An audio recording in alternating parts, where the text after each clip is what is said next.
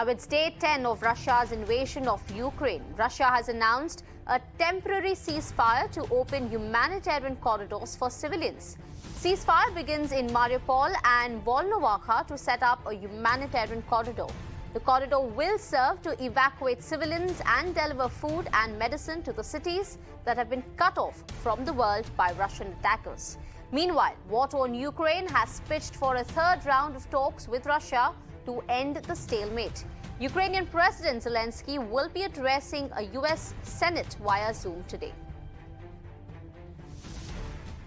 Seeing is believing, that's what actually she was talking about. But yes, it's going to be a healthy step if Russia really is going to announce a ceasefire, because they have announced that they have, from Indian Standard Time, 11:30 a.m., they have announced a ceasefire. And this is going to provide a humanitarian corridor to all those civilians who are stuck up at different places, including Indian students. And it will be a sigh of relief for all those Indian parents who had been waiting for their kith and kin, right now struggling and stranded here in different parts of Russia, because we have seen during the last 10 days, Russians had intensified firing, shelling and bombardment has been continuing. Many of the communication network has already been destroyed. And so this ceasefire is going to be really good for the civilians. But I think it's better to be late than never, because already many people have lost their lives. That is what actually the Ukrainian delegation had been asking a Russian delegation when they had a second round of talk at Belarus. Maybe this can be an outcome of that, because during that talk, they were demanding only one thing, that there should be ceasefire. Because Russia also had maintained one thing, that they had been showing restraint. They were not targeting civilians. That's one of the reasons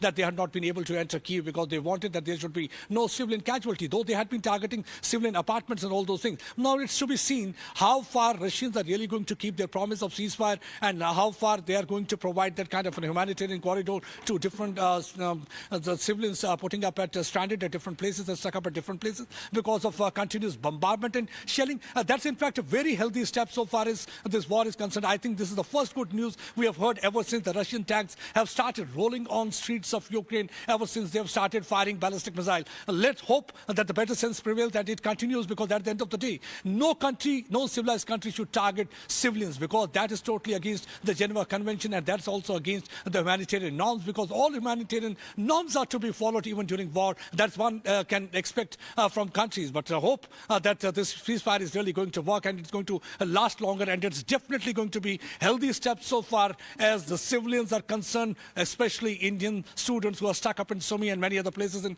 Kharkiv, because most of them already been evacuated, but still some of them are there, and Government of India is already making all of the efforts to get them back to their homes, to their parents. I think that's going to definitely bring a smile on the faces of most of the people around the world, this announcement. Yeah, lots of questions. Geographically, Kharkiv is far east of, northeast of Ukraine, far east of Kiev. Sumy, I believe, is a little while north of there.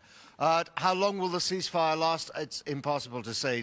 RT will know better than us, because RT is an organ of the Russian propaganda, state propaganda machine. It's very good news, obviously, for all these Indian students. I hope they will hear this news as soon as possible and take that window of opportunity to get out of Ukraine.